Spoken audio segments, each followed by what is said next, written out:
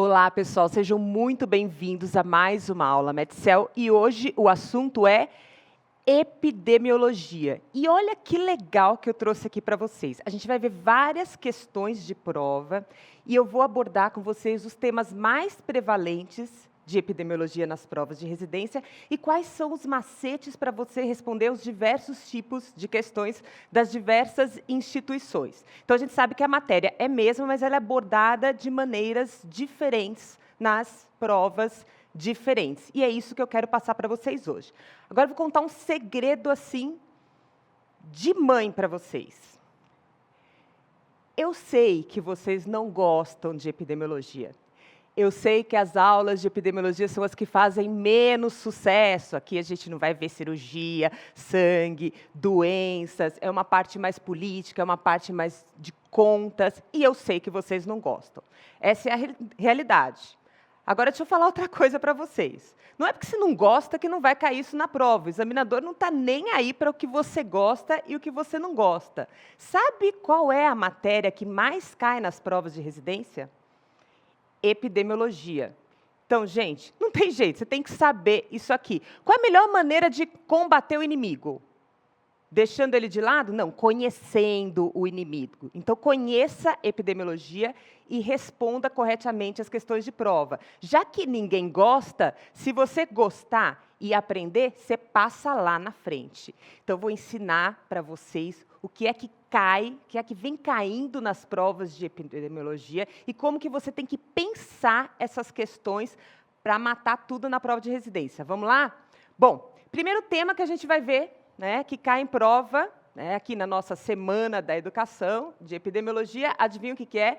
SUS, Sistema Único de Saúde. Aposto e ganho que vocês vão responder várias questões sobre o SUS nas provas de residência de vocês. Isso é questão certa.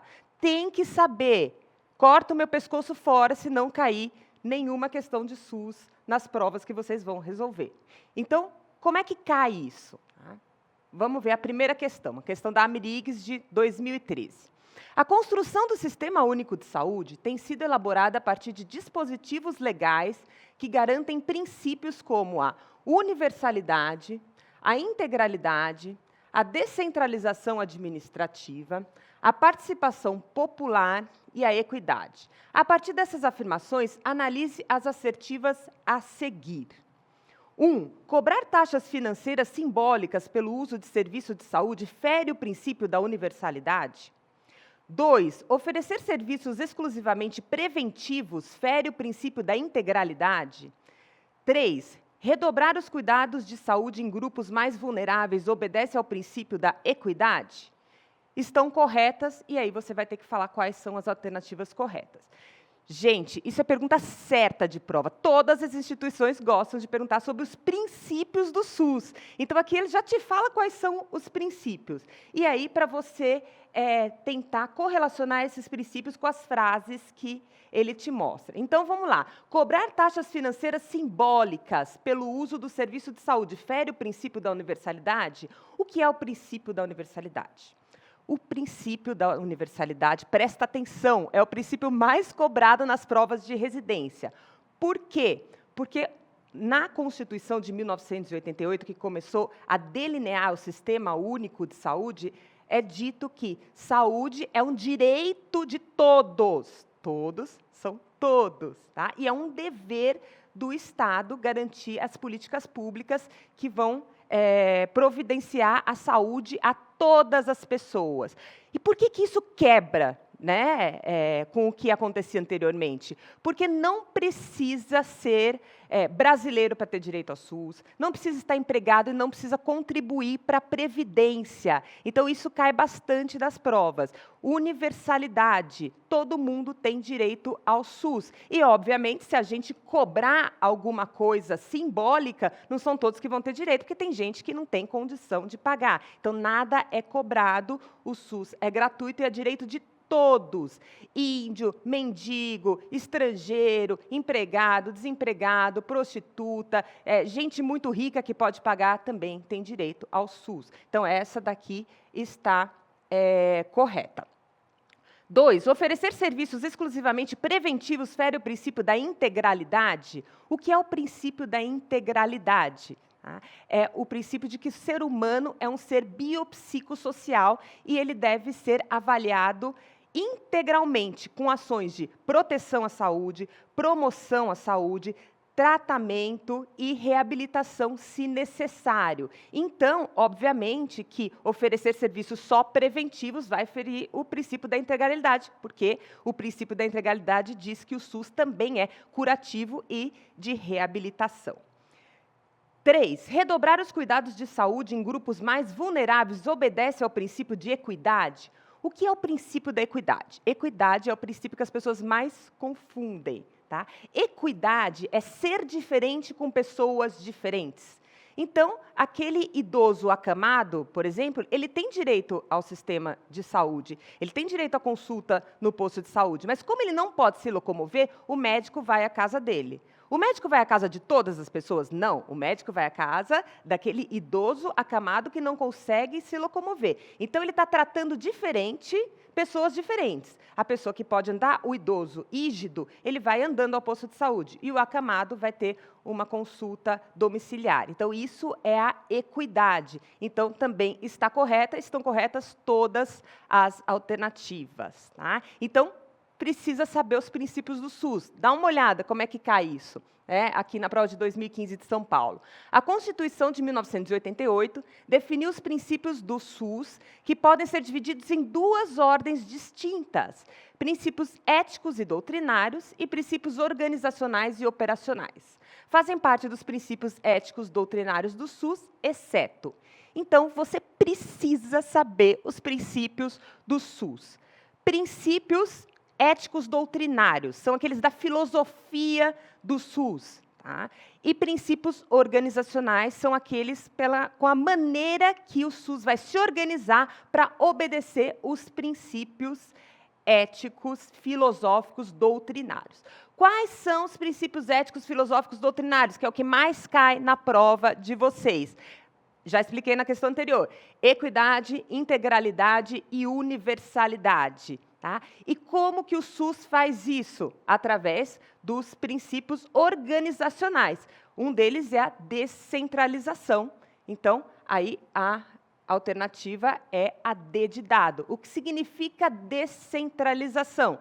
Significa você tirar da esfera de decisão, você colocar a esfera de decisão mais perto do município. Então, o SUS não vai ser centralizado, ele vai ser regionalizado e o município é que vai tomar conta das políticas públicas daquele município e do financiamento da saúde também daquele município. Então, ficamos com a alternativa D. Mais uma, questão da USP de Ribeirão. Segundo o Ministério da Saúde, em 2003, mais da metade das mulheres com 50 anos ou mais não tinha sido submetida a mamografia nos 2 últimos anos. Qual princípio básico do SUS está sendo negligenciado nessa situação? Então, está vendo? Ou ele te pergunta o que é o princípio, ou ele te dá um caso para perguntar, esse caso é referente a qual princípio. Então, olha, em 2011, todas as mulheres, a partir dos 40 anos de idade, tinham que fazer uma mamografia anual para rastreamento de câncer de mama. Em 2015, saiu uma portaria dizendo que somente as mulheres de 50 até 69 anos de idade fariam mamografias preventivas a cada 2 anos. Tá? As outras podem ter acesso à mamografia só se tiver alguma suspeita de câncer de mama. Tá? Então, essa é uma questão de 2011, então ela vem antes da portaria. Mas você oferecer rastreamento com mamografia para câncer de mama para todas as mulheres, significa você ver a pessoa de que maneira. Então, o que não está sendo obedecido aqui? Não está sendo obedecido a integralidade, ou seja, não são todas as pessoas que estão sendo submetidas à mamografia e as pessoas não estão sendo vistas como um ser biopsicossocial com ações preventivas, que seria a mamografia, além das curativas e de reabilitação. Então, precisa saber esses princípios. E aí podem cair as leis. As leis do SUS é o mais chato mesmo. O que é que vocês precisam saber das leis para acertar aí 90% das questões sobre isso? Duas leis. Lei 8.080, que é a lei que regulamenta. A Lei 8.080, ela nada mais faz do que falar quais são os princípios doutrinários e organizativos do SUS. Tá? E a Lei 8.142, essa sim, é a lei que mais cai na prova. Ela versa sobre duas coisas: a participação popular dentro do Sistema Único de Saúde, tá? E como que o dinheiro vai ser distribuído dentro do Sistema Único de Saúde. Então, é só isso que vocês precisam saber. Olha como já dá para responder as questões.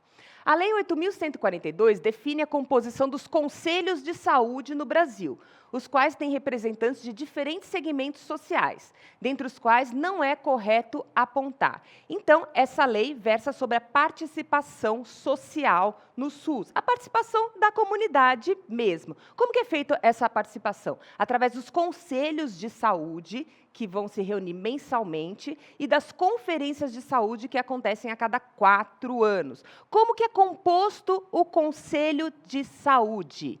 Então, o conselho ele é tripartite. 50% dele é composto pela população, pelos usuários do Sistema Único de Saúde. Depois, 25% ele é composto pelos trabalhadores do setor de saúde e os outros 25% é composto pelas entidades do governo e prestadores dos serviços de saúde. Organizações não governamentais não fazem parte do esquema tripartite da participação social no SUS. Então, ficamos com a letra B de bola.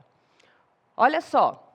Questão de 2015. A saúde, como direito universal e dever do Estado, é uma conquista do cidadão brasileiro, expressa na Constituição e regulamentada pela Lei Orgânica de Saúde. Com relação à Lei 8.142, assinale a alternativa correta. Aí você lê tudo isso e fala, gente, eu não sei nada disso, mas você sabe aquilo que eu falei para vocês. Lei 8.080 é a lei que regulamenta. Lei 8.142, participação popular e como vai ser o recurso financeiro dentro do SUS. Vamos ver se dá para responder só com isso? Olha, aprova a norma operacional básica, que redefine o modelo de gestão do Sistema Único de Saúde. Nossa, não sei, deixa de stand-by. B, divulga o Pacto pela Saúde, consolidação do SUS, e aprova diretrizes operacionais do referido pacto. Isso acontece mais tarde, em 2006, mas vamos supor que você não sabe. Meu Deus, não sei, deixa para lá, calma. C, dispõe sobre a participação da comunidade na gestão do SUS. E sobre a transferência intergovernamental de recursos financeiros na área da saúde e da outras providências.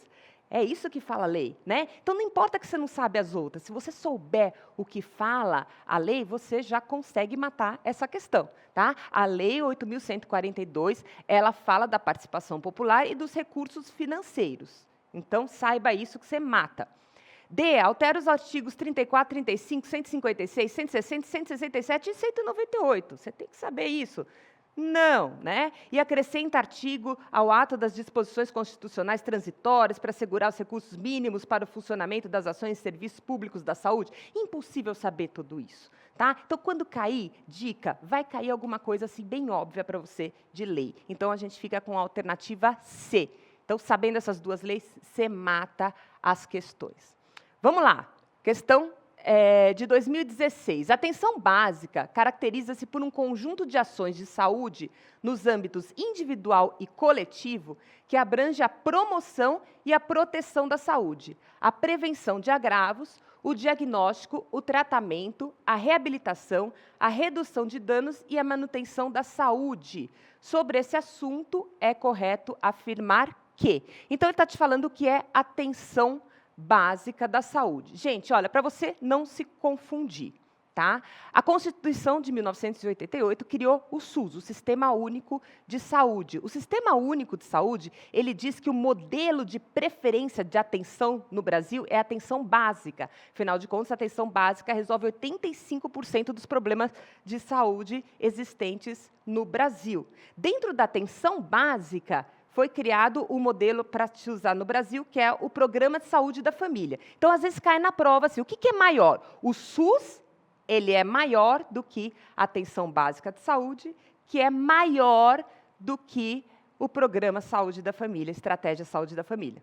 Tá? Porque a Estratégia Saúde da Família é um programa de educação básica da saúde, e a educação básica da saúde é a atuação preferencial do SUS, mas não é a única. Tá? O SUS ele atua em todos os níveis de saúde. Então, aqui ele te dá uma explicação, e é correto afirmar que o acesso à atenção básica é universal, sim, um dos princípios do SUS, e contínuo a serviços de saúde de qualidade e resolutivos, caracterizados como a porta de entrada aberta e preferencial da rede de atenção.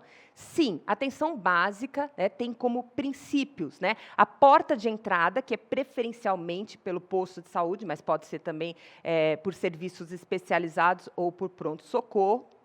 A longitudinalidade, ou seja, você vai ficar sempre com aquele paciente, vai acompanhá-lo durante todas as etapas da vida. Se ele for internado, você vai acolhê-lo de volta ao posto de saúde. A integralidade, então, o ser também é visto como um ser biopsicossocial, com ações preventivas e ações curativas, além da reabilitação, e a integração do cuidado para garantir tudo isso. E são os princípios da atenção básica de saúde.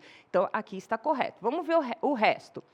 B, pelo princípio da equidade, entende-se que o acesso aos serviços de saúde priorize populações indígenas, quilombolas e ribeirinhas? Não, todos esses podem também ser assistidos, mas isso não tem nada a ver com a equidade, a não ser que o indígena esteja em cadeira de rodas, acamado ou com alguma emergência. Então, está errada. C, pelo princípio da universalidade, tem direito ao acesso aos serviços de saúde e da atenção básica apenas os brasileiros natos? Não, todos. Universalidade. Todo mundo tem direito. Olha como cai isso, gente. D, deve-se adscrever os usuários brasileiros natos ou naturalizados há pelo menos 5 anos, garantindo a continuidade das ações de saúde e a longitudinalidade do cuidado? Não. Universalidade. Todos têm direito. Estrangeiro, brasileiro. E, para atuar na estratégia saúde da família, por tratar-se de atenção primária ou básica, não se faz necessário ser médico especialista em medicina de família e comunidade? Se faz necessário, sim, pelo SUS, tanto que, para as residências, a partir de 2019, algumas especialidades vai ser obrigatório fazer antes medicina de família e comunidade. Então, a gente não tem especialistas ocupando todos os cargos, mas a visão é que é necessário e o SUS está se encaminhando para que isso seja possível. Então, ficamos com a alternativa A. Então, vocês viram, né, que saber os princípios do SUS e saber essas duas leis já mata várias questões, e vocês viram as maneiras diferentes que elas podem cair para vocês na prova. Outro tema que é bastante abordado para vocês na prova de residência, e para mim esse ano a pergunta certa, é a transição epidemiológica, demográfica e nutricional. Lícia, por que você acha que esse ano vai cair transição na prova de residência? Porque a gente discutiu muito sobre a reforma da Previdência. Por que foi discutido sobre a reforma da Previdência? Porque em 1980, lá perto de se sair a Constituição, a expectativa de vida do brasileiro era de um pouco menos de 65 anos de idade. E hoje, em 2017, a expectativa de vida do brasileiro é de 75 anos e meio. Então, o que está acontecendo com a nossa população? Envelhecendo. Tá? Então, por isso que as pessoas têm que contribuir mais tempo para depois usufruir da aposentadoria. Então, isso é uma questão da moda. Então, vamos ver por que a população está envelhecendo, vamos ver do que a população está morrendo, e a questão nutricional, como é que fica, vamos ver como é que cai isso para vocês nas provas. Primeira questão. Novinha, da Unesp, de 2016. As populações, ao longo do tempo, passam por períodos de modificação de perfil, cujas transições que afetam a saúde são... Gente, ele só quer saber... É o nome mesmo do tema. Olha só, quais são as transições? Transição sanitária? Não existe isso, tá? Transição econômica? Transição educacional? Não existe isso. Saúde e doença não é uma transição. Então, a gente está falando de transição demográfica, com o envelhecimento da população, epidemiológica, com mudança do perfil da mortalidade da população, e nutricional. Transição nutricional é um assunto um pouco novo, que diz que a população está cada vez comendo pior, comendo mais comida processada e industrializada e fazendo menos atividade física. Isso é fator de risco para várias doenças crônicas. Então, olha, só quer saber o tema? Facílimo, né? D. Vamos ver como é que cai? Questão do SUS. com relação às mudanças no perfil e na dinâmica demográfica do Brasil nas últimas décadas. Todas as alternativas a seguir estão corretas, exceto transição demográfica. Isso que eu acho que vai cair esse ano. Vamos lá. Aumento da população urbana está tendo? Sim, está tendo. Aumento do envelhecimento populacional? Sim, as pessoas estão envelhecendo mais. Diminuição da taxa de fecundidade? Sim. Tá? A primeira coisa que acontece é a diminuição da mortalidade. Depois da diminuição da mortalidade, se diminui a fecundidade. E assim é que você tem um envelhecimento populacional. Então, está diminuindo mesmo a taxa de fecundidade. Diminuição da gravidez na adolescência, isso não está diminuindo, isso está aumentando. Aumento da expectativa de vida, sim, acabei de falar, que 75 anos e meio. Então, alternativa D. Está vendo como é que pode cair isso para vocês? Olha, o FRJ. Superado um determinado limite de crescimento econômico de um país, um crescimento adicional da riqueza não se traduz em melhoria significativa das condições de saúde. A partir desse nível, ou seja, já está com um crescimento econômico lá bom, o fator mais importante para explicar a situação geral de saúde no país é... Então, às vezes, a UFRJ gosta de perguntar coisas mais políticas, né, para você. Então, você já atingiu lá um patamar de crescimento econômico. E aí as disparidades em saúde acontecem por quê? Por causa da distribuição da riqueza, porque aí você não tem a igualdade de condições, acesso de saúde para todas as pessoas, a alimentação adequada, o uso da água adequada, e isso propicia mais pessoas ficarem doentes. Então, não é nível educacional, estilo de vida e nem sistema de saúde. Fique esperto, né, com a distribuição da riqueza. Isso se você já atingiu um patamar aí básico na economia da população. Olha só como a UFRJ gosta de perguntar coisas mais políticas. A situação da saúde no Brasil, provocada pela transição demográfica e epidemiológica, exige que o sistema brasileiro responda pela tripla carga de doença. O que é isso? Gente, você precisa saber disso. Esse assunto quente. Caracterizado por 3 fenômenos. 2 eu já falei aqui agora. Aumento da violência... isso a gente já sabe, e mortalidade por causas externas, então você tem que saber que as pessoas estão morrendo mais por causas externas, principalmente os jovens. Aumento das doenças crônicas pelo envelhecimento das pessoas, então a gente não tem mais uma mortalidade grande, mas a gente tem uma morbidade muito grande, principalmente com doenças metabólicas, cardíacas e pulmonares.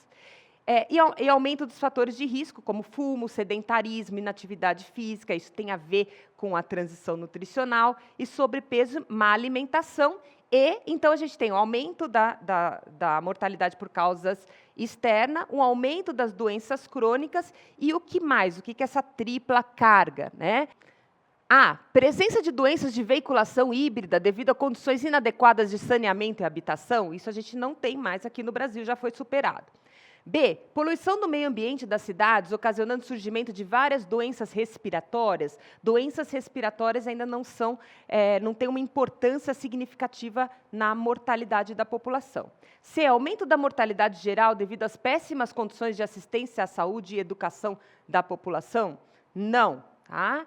Isso também já está sendo superado. D, presença das doenças infecciosas e parasitárias, dengue, H1N1, malária, hanseníase e tuberculose? Sim. Então, você tem que saber que, enquanto nos países mais desenvolvidos, resolveu-se as doenças infecto-contagiosas, e aí passou-se para um perfil de doenças crônicas e de morbidade na população, no Brasil, a transição epidemiológica relacionada à mortalidade por doenças, ela se deu de uma maneira mais conjunta. Então, ainda não se resolveu o problema de doenças infecciosas parasitárias, tanto que a gente teve surto de H1N1 recente, febre amarela bem recente, dengue, mas estão surgindo doenças crônicas e a mortalidade por causas externas. Então, essa é a tripla carga que você precisa conhecer, porque com certeza vai cair esse ano para vocês. Então, ficamos com a D. Pode cair um gráfico aqui também para você analisar. Olha a questão da Unicamp. A Unicamp gosta muito de perguntar um gráfico. No Brasil, a transição demográfica é muito acelerada.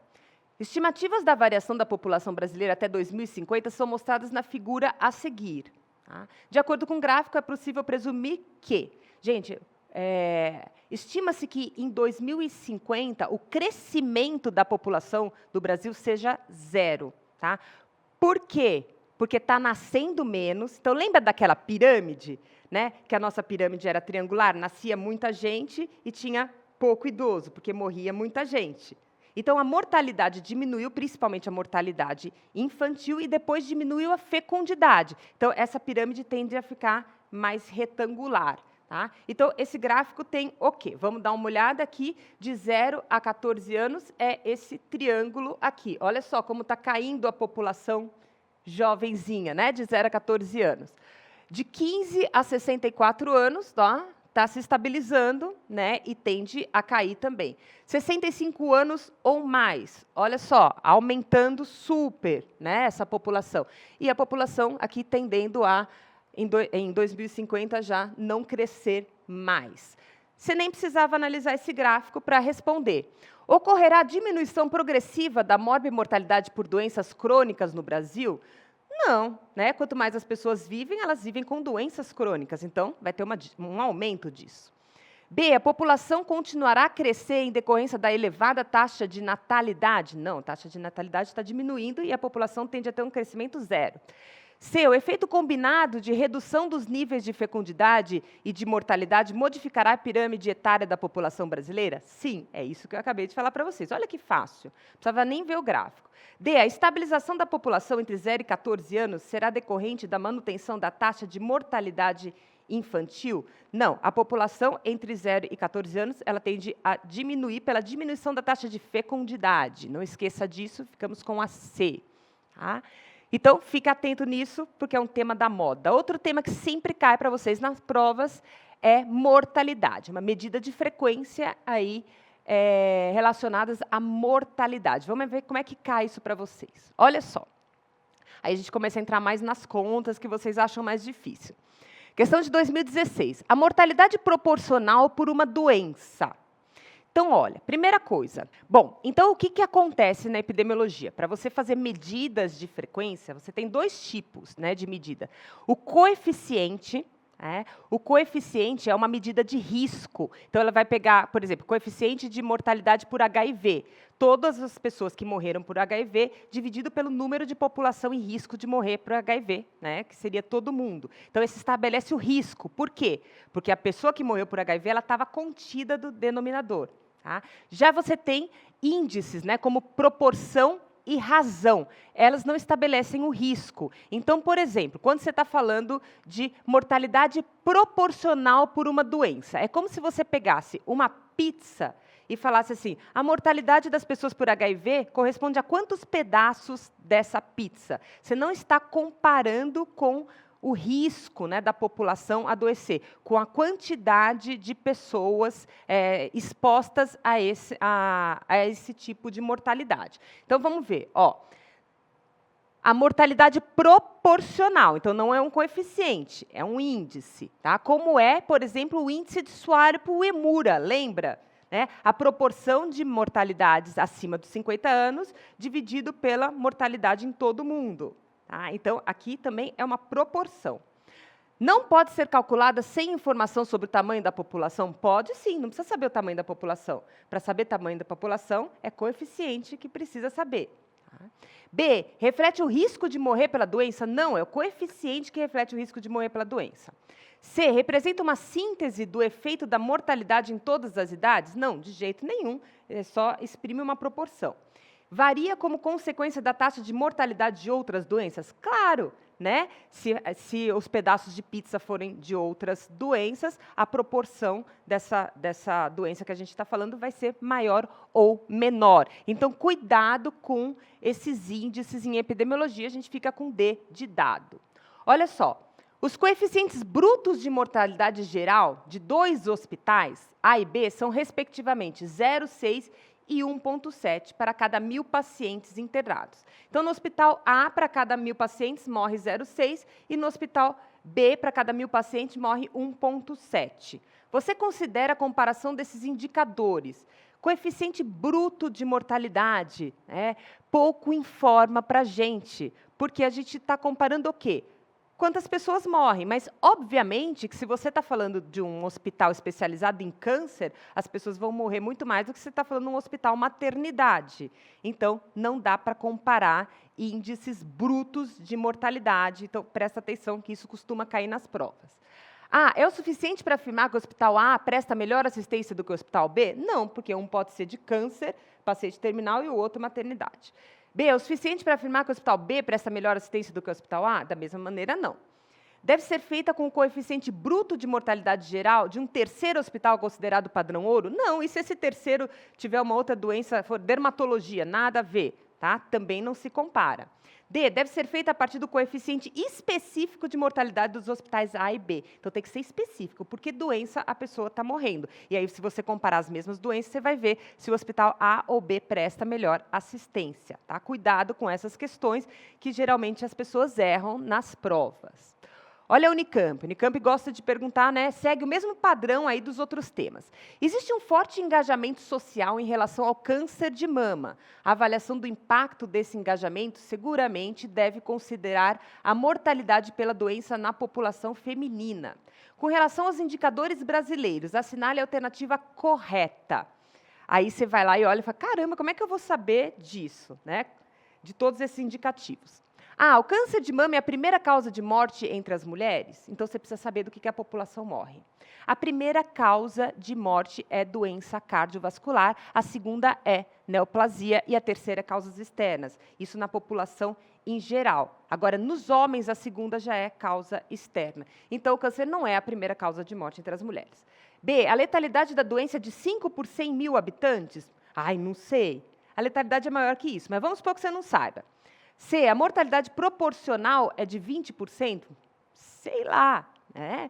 D, o coeficiente de mortalidade reflete o risco de morrer por câncer de mama? Sim, coeficiente reflete o risco. Então, está vendo que se você sabe o que é um índice, o que é uma taxa, o que é um coeficiente, você consegue responder tudo isso. Tá? Então, ficamos com a alternativa D, mesmo sem saber as outras coisas de cor. Esse é o macete que você precisa ter para a prova. Não desista da questão, porque, de repente, aparece uma alternativa aí que vai de encontro com o conceito que você já sabe, e é essa que eles querem que você responda. Questões de 2014 do SUS. O SUS adora perguntar isso. Todo ano ele pergunta sobre causas externas. Então, com relação às causas externas de morte no Brasil, é incorreto afirmar que, vou marcar errada. A análise da série histórica de mortalidade por homicídio identifica a tendência crescente? Sim, tá? Então, primeira causa de morte no Brasil, doença cardiovascular, segunda, neoplasia, terceira, causa externa, sendo que a causa externa, em algumas regiões, é a segunda causa de morte, principalmente em homens. Representa a segunda causa mais frequente de morte? Não, é a terceira, essa que está errada, tá? Vamos ver as outras. A maioria das vítimas da violência urbana são homens, jovens, de raça negra e apresentam baixa escolaridade e baixo nível socioeconômico? Sim, né, já vimos isso, por isso que você aumentar a distribuição da renda melhora os níveis de saúde, porque diminui esse tipo de mortalidade, por exemplo. D, observa-se aumento na mortalidade entre os motociclistas?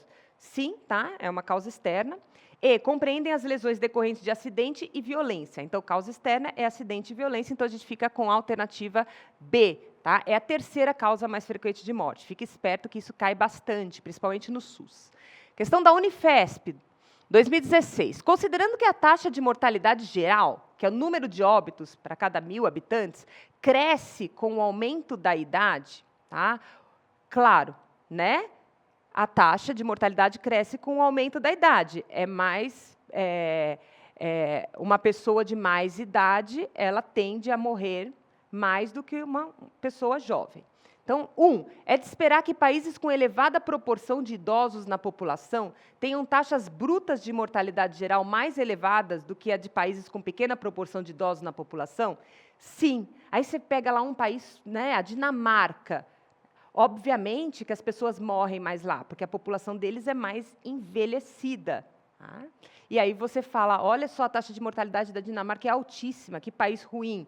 Não, para isso tem que ser corrigida a taxa de mortalidade por idade, né, com uma taxa aí que é dada pela Organização Mundial de Saúde. 2, é recomendável a padronização por idade quando as taxas de mortalidade geral de países com diferentes estruturas etárias vão ser comparadas? É isso que eu estou falando, porque senão a Dinamarca sempre vai ser pior do que a Etiópia. Tá? 3, é comum acontecer em países com baixa proporção de idosos na população que suas taxas de mortalidade geral, quando são padronizadas por idade, se tornem maiores do que aquelas de países com elevada proporção de idosos na população?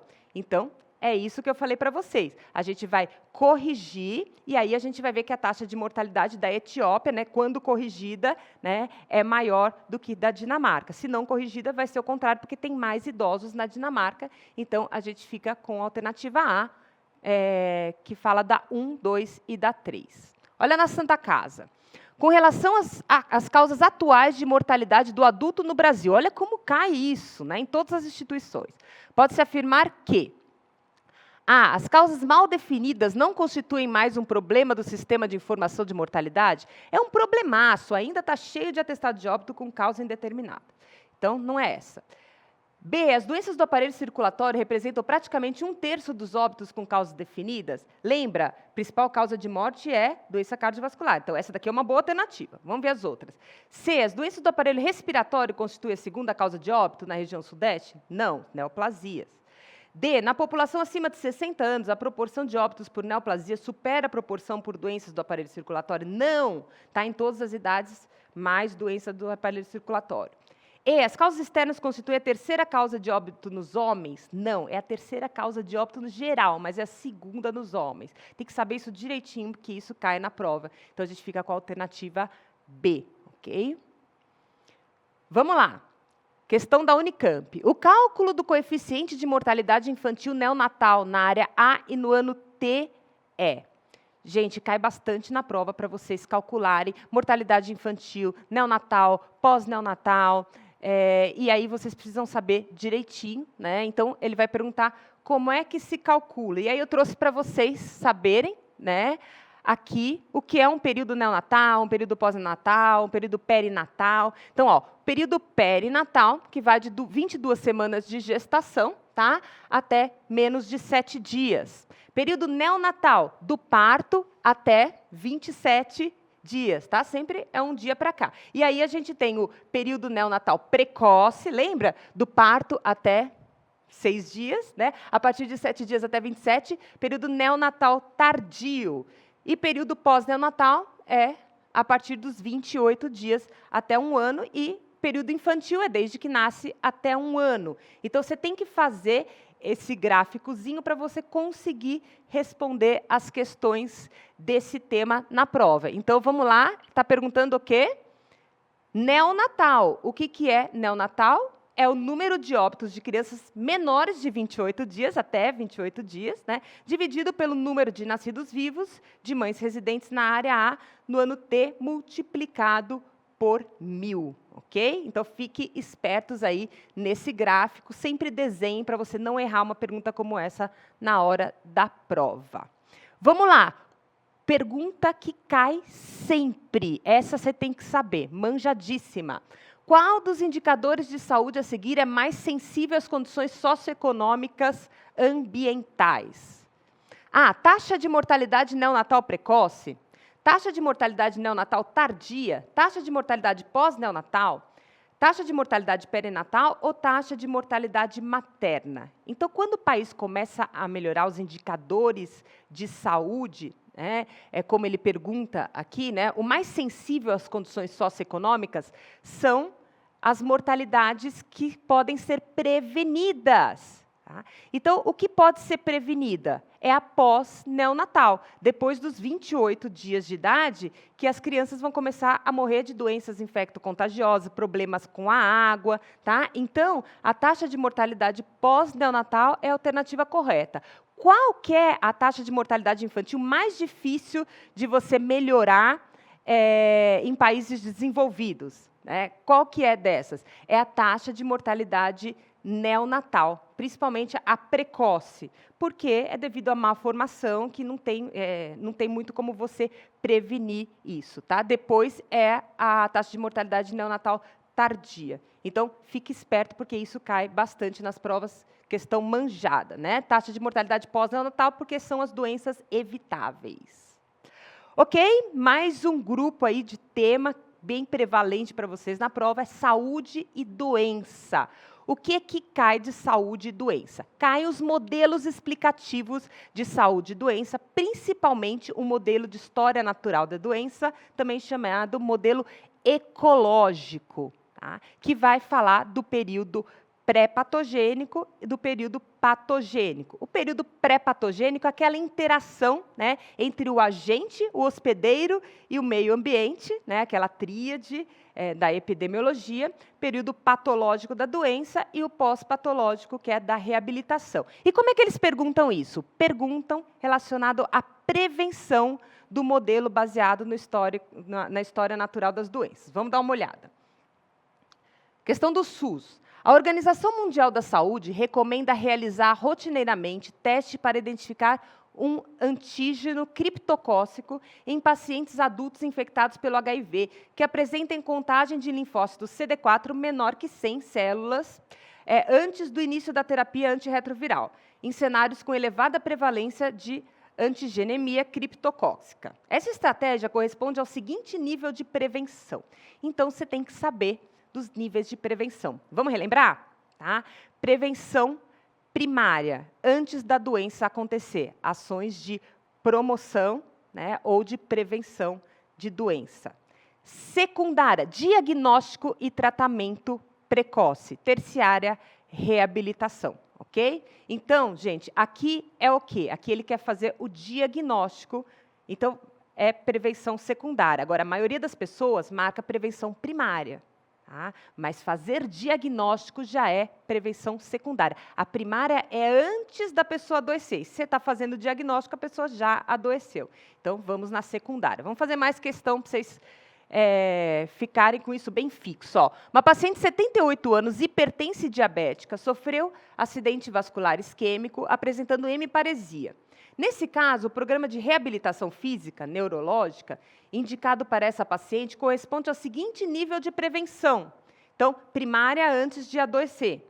Secundária, diagnóstico e tratamento precoce para diminuir as limitações. Terciária, reabilitação. Então, ela é terciária, tá? Alternativa C. Isso aí vai cair na prova de vocês, gente. A prevenção quaternária é proposta com o objetivo de... O que é prevenção quaternária? Então, a gente tem a primária, a secundária e a terciária, que eu já expliquei para vocês, e a quaternária é para evitar um excesso de tratamento que o paciente não precise. Por exemplo, o paciente está acamado em fase terminal de câncer de próstata. Será que ele precisa fazer uma tomografia de crânio? Obviamente que não. Então, com o envelhecimento populacional, e aí eu falo que envelhecimento populacional é questão da moda, com o envelhecimento populacional você tem mais pessoas vivendo com comorbidades, mais pessoas acamadas, e com o desenvolvimento tecnológico você tem coisas a se fazer. Então, a prevenção quaternária, ela visa você não fazer procedimentos com o paciente que não são necessários e que não vão representar um benefício a ele. Então, vamos ver essa questão? Ó, a prevenção quaternária é proposta com o objetivo de, primeiramente, não provocar dano ao paciente. É isso mesmo. Não provocar dano, não fazer nada desnecessário e não gastar dinheiro da saúde pública com o paciente quando ele não vai ter benefício, quando isso é desnecessário. Evitar o agravamento das doenças crônicas? Não. Prevenir a morte precoce do paciente? Não. Agir precocemente no curso da doença? Não. Então, não provocar dano ao paciente. Não esqueça da prevenção quaternária. Você lê em pequena nota de jornal.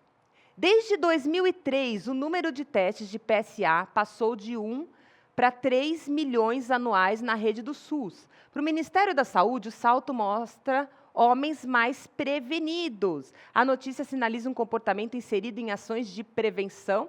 Então, você fazer PSA significa você fazer diagnóstico mais precoce. Isso é prevenção secundária. Todo mundo vai lá e marca na primária, porque acha que fazer exame de rastreio, tá? Cuidado. Secundária, fazer diagnóstico precoce.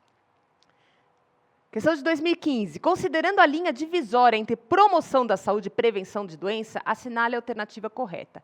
Isso você tem que saber diferenciar também. Então, o que é? Prevenção de doença é prevenir alguma doença específica. Por exemplo, você vacinar contra o sarampo, você está prevenindo o sarampo. Tá?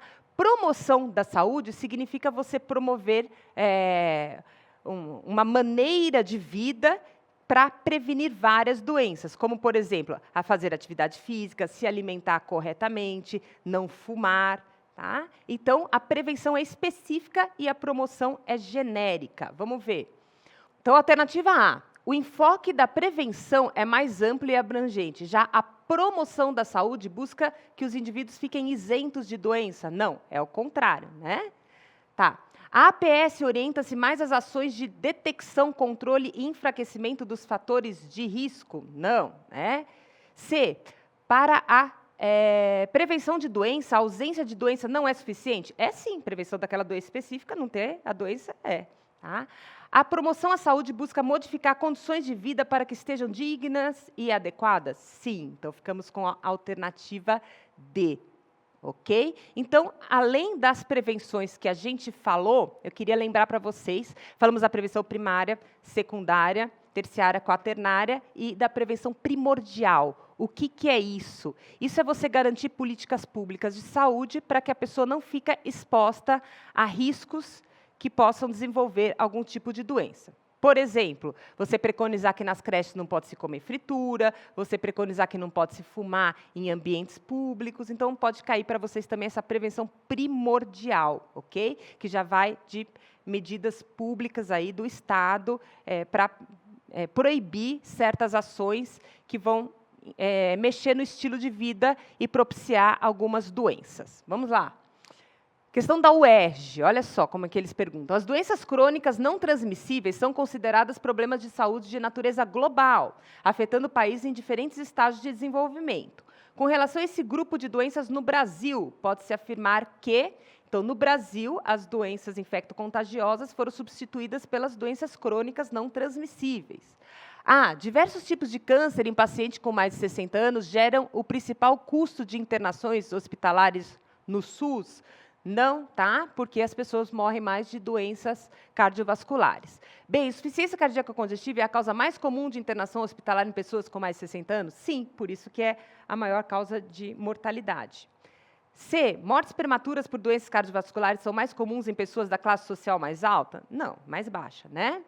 Que se cuida menos e tem mais fator de risco. D. A mortalidade por câncer de colo uterino está diminuindo em todas as regiões do país nas últimas 2 décadas? Não, está aumentando. Então, a gente fica com a B de bola, que se você sabe que as pessoas morrem mais de doença cardiovascular, você já responde. Ok? Então, a gente viu aí 4 temas super prevalentes para a prova de vocês. Fiquem atentos como é que isso cai, né, nas diferentes provas, nas diferentes regiões aí que você está prestando. E não esqueça, estude epidemiologia, vale muito a pena. Não é difícil, quase ninguém gosta, e se você gostar, ou pelo menos conhecer o seu inimigo, a sua chance de acertar isso na prova de residência e de passar na instituição que você quer é muito maior. Valeu, gente, até a próxima.